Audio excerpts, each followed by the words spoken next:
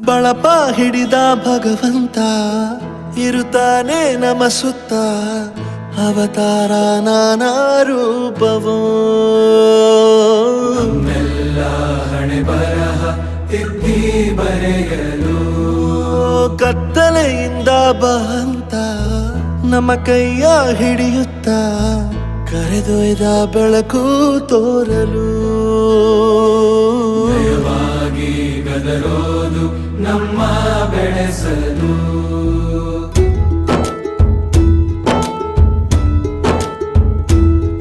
ಭಾಷೆ ಅಮೃತ ಕುಡಿಸೋ ತಾಯಾಗಿ ಭಾಷೆ ಅಮೃತ ಕುಡಿಸೋ ತಾಯಾಗಿ ಭವಿಷ್ಯ ಬರೆವಂತ ತಂದೇನೋ ಆಗಿ ಬರೆವ